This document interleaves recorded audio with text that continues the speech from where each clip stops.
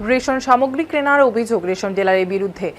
অবাধে বাইরে বিক্রির অভিযোগ। আটক 2 সরকারি প্রকল্পের রেশন দোকান থেকে বিলি করা খাদ্য সামগ্রী গম সেই রেশন দোকানের ডিলারের কাছে বিক্রির অভিযোগ উঠেছে মাথাভাঙ্গা 2 ব্লকের পারুডুবি গ্রাম পঞ্চায়েতের 11 মাইল এলাকায়।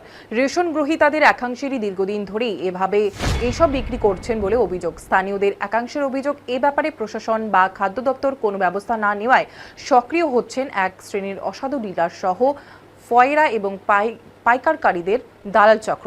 এমন কালোবাজারে রুখতে রবিবার পুলিশ প্রশাসনের হস্তক্ষেপের দাবি জানিয়েছেন স্থানীয়রা। স্থানীয় এক বাসিন্দা অনুকূল মণ্ডল বলেন, বিষয়টি নিয়ে প্রতিবাদ জানিয়ে সরব হন এলাকায়। তার অভিযোগ, রেশন চত্বরে ডিলারের বিরুদ্ধে রেশন থেকে বিলি করার পরক্ষণেই সেই গম কেনার অভিযোগ উঠেছে। তিনি জানান, এদিন সংশ্লিষ্ট ডিলারকে এ বিষয়ে সতর্ক করা হয়। এইসব বন্ধে প্রশাসনের কাছে অভিযোগ জমা করা হবে বলে স্থানীয়রা জানান। গ্রাহকদের একাংশ রেশন তুলে অবৈধভাবে খোদ ডিলারকে বা দালাল বা অন্য দোকানে বিক্রি করে দেন। এই কাজ প্রশাসনের নাকের ডগায় চলা। প্রশাসনের ভূমিকা নিয়েও প্রশ্ন উঠেছে।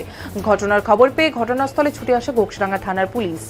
পুলিশ এসে রেশনের দোকানে এক কর্মীকে এবং রেশন দোকানের চত্বরে থাকা এক ব্যক্তিকে আটক করে থানায় নিয়ে যায়। পুলিশ জানিয়েছে, দুজনকে আটক করে গোটা ঘটনা তদন্ত শুরু করেছে পুলিশ। এই ব্যাপারে সংশ্লিষ্ট রেশন দোকানের ডিলার সুশীল ভৌমিক জানান, রেশন দোকানের সামগ্রী বিতরণ করা হয়। এইসব মিথ্যে অভিযোগ। তার পাল্টা অভিযোগ, এখানে একজন কিনেছিলেন, তাকে বাধা দেওয়া হয়েছে। এইসব কারণেই হয়তো মিথ্যে অভিযোগ তুলেছেন। মহকুমা খাদ্য দপ্তর সূত্রে জানা গেছে, বিষয়টি খোঁজ নিয়ে খতিয়ে দেখে ঊর্ধ্বতন কর্তৃপক্ষকে জানানো হবে।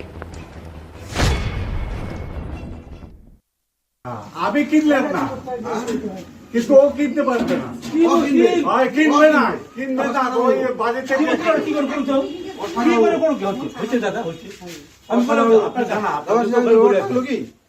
আমি দোকানে বেরিয়েছিলাম, আমাদের কাজে আসছিলাম। আসার পর এই দাদা নাকি মাল কিনে রেশনের কম কিনে কিনে তাও জানি। আবার রেশন ডিলার ডিলার নিজে নাকি মাল কিনে। এখন প্রশ্ন হলো, উনি একজন ডিলার হয়ে কি হিসেবে মাল কিনবে? এটা কিন্তু কোনো অধিকার আছে? তারপরে উনি হঠাৎ করে উঠে গেল, উঠে গিয়ে ভদ্র ভালো একটা মারামারির মতো অবস্থা হয়ে গেল। উনি এই কথা বললো, এটা আমি মেনে নিচ্ছি। কথা হলো উনি কোনো মাল কিনতে পারেন, আপনার সবাই একান্ত কথা নাকি কিনে বলে কি গম কে কিনছে? এটা তো জানি না কত দিন থেকে কিনছে। এই দেখলেন আজকে এটাই দেখলাম। এখানে বেচা কিনে হয়, ডিলার কিনে 20 টাকা 20 টাকা হলো গম। আচ্ছা, আমি ওই মুহূর্তে এখানে ছিলাম, পাশের দোকানে কাজ করছিলাম জেরক্সে। তো হঠাৎ করে দেখলাম এখানকার এক স্থানীয় বাসিন্দা এবং ডিলারের সঙ্গে কিছু কথা কাটাকাটি হলো। তো ওদের মধ্যে নাকি মাল কিনে নিয়ে শুনতে পারলাম ওই ভদ্রলোক পরিমল মন্ডল নাকি নাম, উনি মাল কিনে এবং ডিলারও নাকি মাল কিনে। কেউ দিচ্ছে 20 টাকা রেট, কেউ দিচ্ছে 22 টাকা রেট। আচ্ছা, তো ব্যাপারটা দেখার পর আমি বললাম, আর এটি মালটা কিনে নিতে পারে না, এরকম কোনো সরকারি নেই, নির্দেশ নেই, সাধারণ পাবলিক কিনতে পারে। তো তারপর ডিলার সঙ্গে বললাম, তারপর যাওয়ার পর ডিলার বললো যে আমি তো মাল কিনি না, উনি এই কথাটা বললো।